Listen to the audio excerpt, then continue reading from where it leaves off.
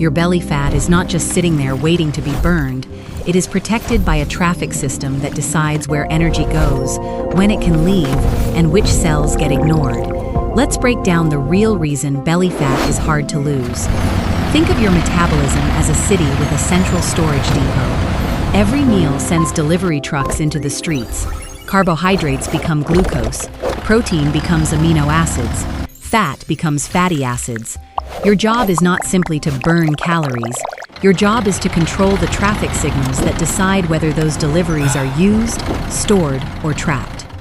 And the belly is not just another parking lot. It sits near the center of the city. It is close to the liver, close to major blood flow, and close to the hormonal signals that decide your energy state. That is why belly fat can feel stubborn even when you are working hard. First, the wrong target. Most people think belly fat is hard to lose because the stomach area is lazy, so they attack it locally. More crunches, more sweating, more punishment. That sounds logical, but biologically, your body does not burn fat from the exact place you are moving. Your abdominal muscles can work hard while your body pulls fuel from somewhere else. This is the first frustration. You can feel the burn in your abs without burning the fat covering them. The muscle is local. The fuel decision is systemic. It is made by hormones, blood flow, energy demand, and how sensitive your tissues are to insulin. So the real question is not, how do I punish my belly? The real question is, why is my body still comfortable storing energy there? Second, the storage signal. To understand the lock, we need insulin. Insulin is not bad. You need it to survive. When blood glucose rises after a meal, insulin helps move that glucose into cells so it can be used or stored. The National Institute of Diabetes and Digestive and Kidney Diseases describes insulin resistance as a state where cells do not respond to insulin as well as they should. In our city analogy, insulin is the traffic officer. When insulin works well, cars move smoothly. Glucose leaves the bloodstream and enters muscle, liver, and fat cells. But when cells stop listening clearly, the traffic officer has to shout louder. Your body may need more insulin to get the same job done.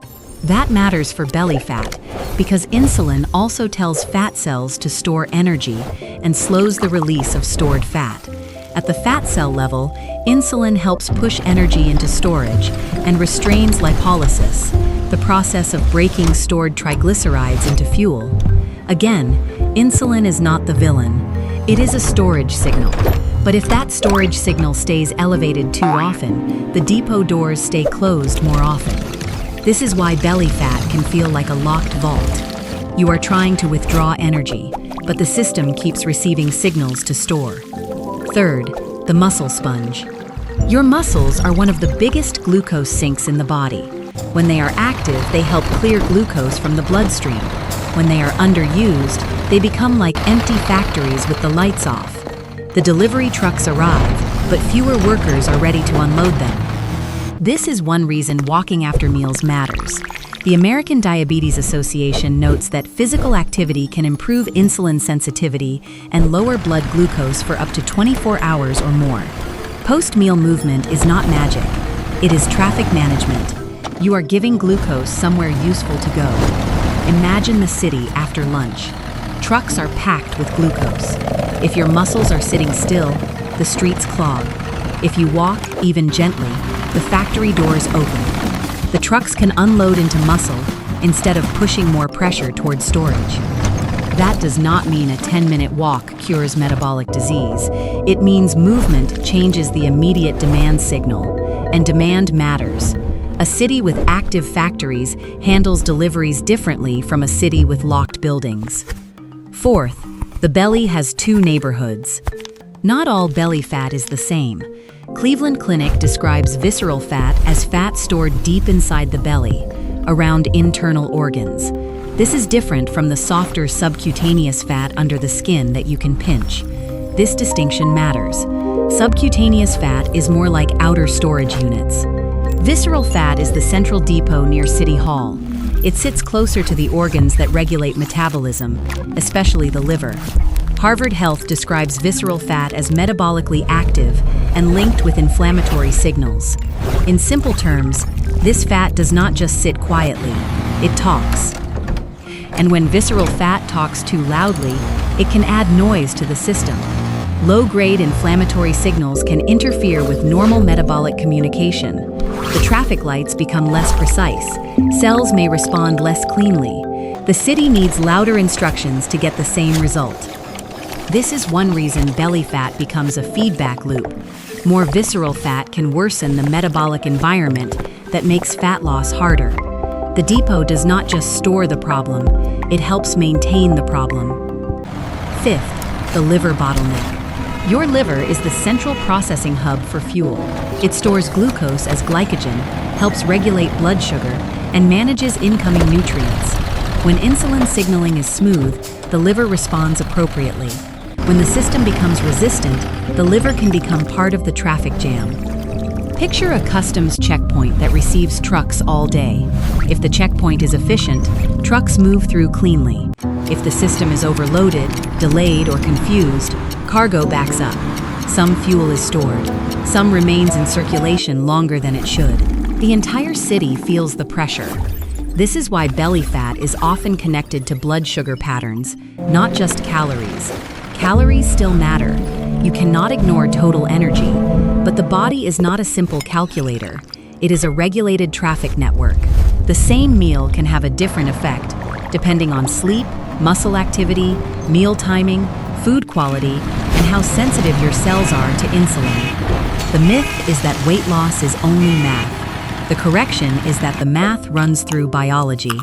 Sixth, the crash cycle. Many people try to lose belly fat by eating very little during the day, then crashing at night. At first, this looks like discipline, but inside the city, it can create chaos. Energy drops, hunger rises, cravings become louder.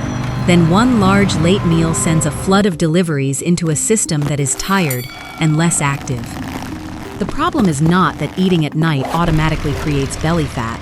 That is too simple. The problem is that repeated large energy loads, low movement, poor food quality, and unstable hunger can push the system towards storage. The traffic pattern matters. A better approach is not punishment, it is predictability. Protein helps satiety. Fiber slows digestion. Whole foods reduce the speed of the glucose surge. Movement gives fuel a destination. These are not hacks. They are traffic design. You are not trying to starve the city. You are trying to stop gridlock. Seventh, the spot reduction trap. This is where the fitness industry misleads people. It sells the idea that belly fat is a local problem with a local solution. Burn your abs, melt the waist, shrink the stomach. But your body does not see fat loss as a sculpting tool. It sees fat loss as an energy decision. When your body needs stored fuel, it opens fat cells across the system, according to signals you do not fully control. Genetics influence where you store fat. Sex hormones influence distribution. Age can change storage patterns. Lifestyle changes the signals. You can influence the system, but you cannot order one specific storage depot to empty first. This is why progress can feel invisible.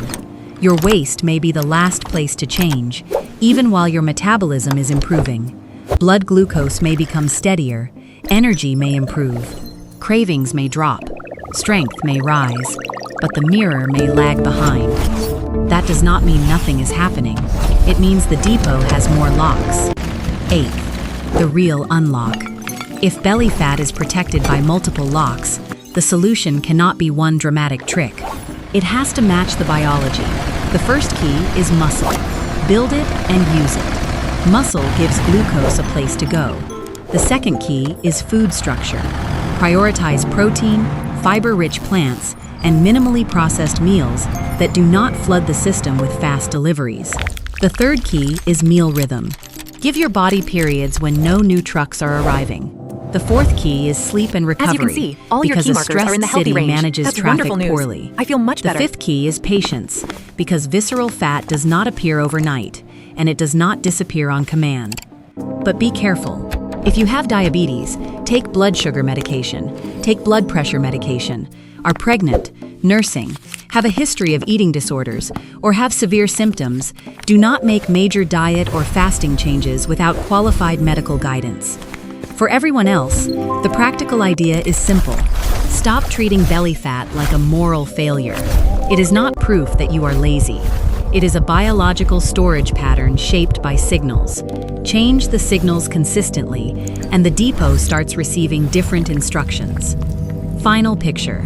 Your belly fat is hard to lose because it is not just fat. It is a central storage depot sitting inside a traffic system of insulin, muscle demand, blood sugar, liver processing, inflammation, hunger, and daily routine. Crunches only knock on one wall. The real work is changing the city around it. When you walk after meals, you open muscle doors. When you eat protein and fiber, you slow the delivery trucks. When you reduce constant snacking, you give insulin time to fall. When you build muscle, you expand the factories. When you sleep and recover, the traffic lights work better. You do not need to hate your belly into changing. You need to understand what it has been responding to. The moment you see belly fat as a signal system, not a character flaw, the solution becomes less about punishment and more about control. The depot is not broken. It is following instructions. Change the instructions, and the body can finally start unlocking the vault.